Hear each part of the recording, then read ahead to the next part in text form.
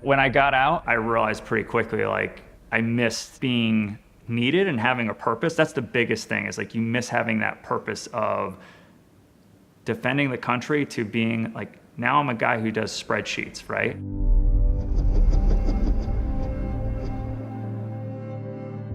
You have like a job, you have a duty, you have something to believe in. And then when you get out, you don't at all.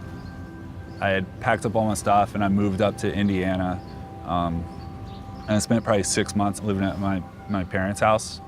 I was on a White Russian kick for some reason, probably the Big Lebowski, but I was just drinking a lot and playing video games in the room I lived in high school. Yeah, and I can see how folks get pretty lost pretty quick.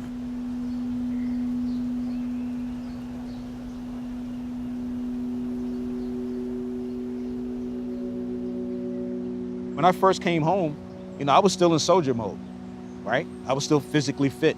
I was still, mission ready. And when you have to go to an environment where none of that matters, right? When people don't value the level of effort you put into being those things, it's a struggle. And the challenge I had was, what next?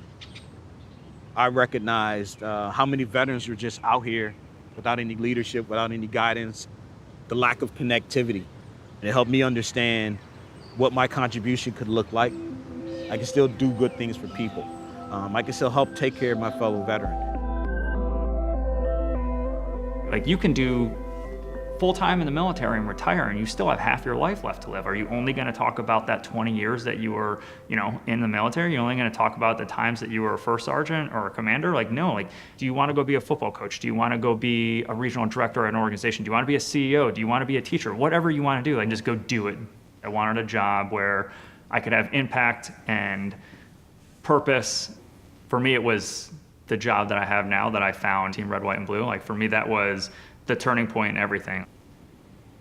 I don't let go of anything, right? Like, I still got a flag. I've got a picture of my best friend from my unit who committed suicide. Like, I've got a picture of our unit from when we deployed. They are pieces of the puzzle that will be the whole Patrick at some point in time, but at the end of the day, they're only pieces. And you can hold on to those forever, but it's scary to make that leap of faith and say, like, I'm gonna go do something else, whatever it is. But I think it's very liberating to know that you can. I really do think that veterans can be huge assets to society. They should be, but our culture in America right now puts veterans on a golden pedestal and they literally can do no wrong. Like, everyone just wants to give stuff to veterans, give them things. And then that has created this sense of entitlement within the veteran community that I think holds veterans back from actually going out there and making their own life and taking control.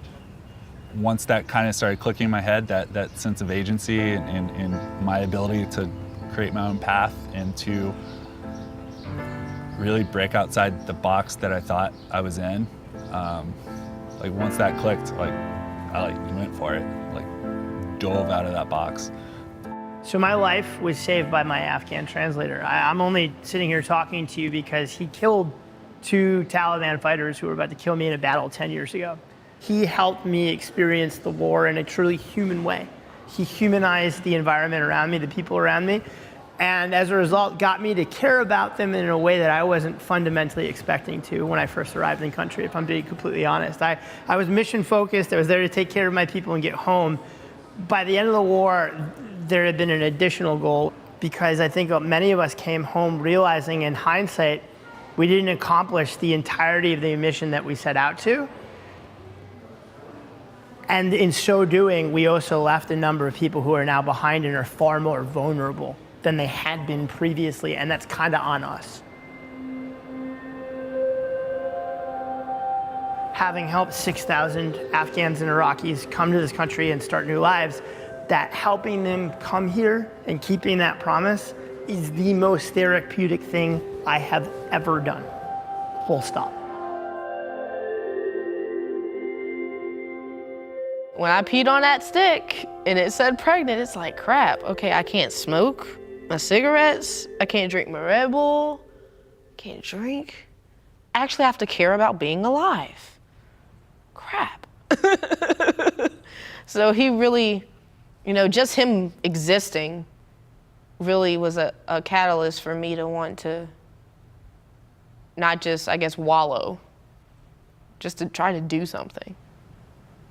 Being a mom and a wife has really shaped my purpose. And you really are like the compass for your household.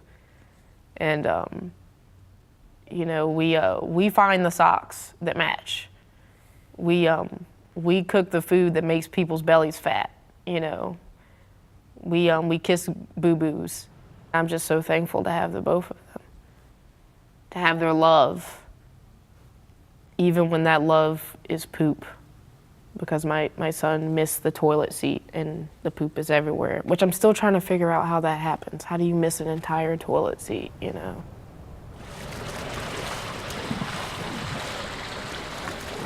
Not to say that plants are like kids, but they are a responsibility.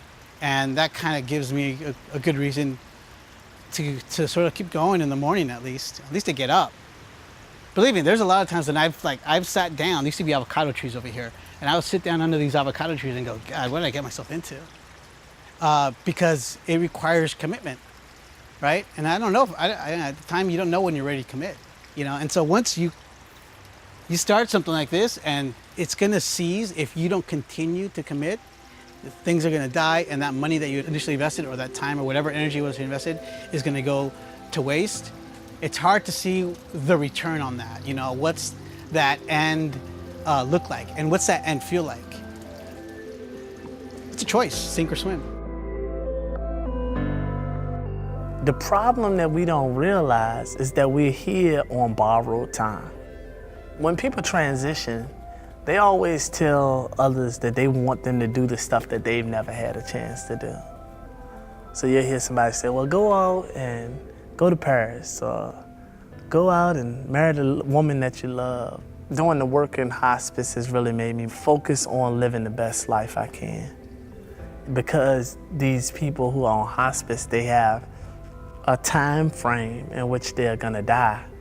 They're more intentional about what they wanna leave behind.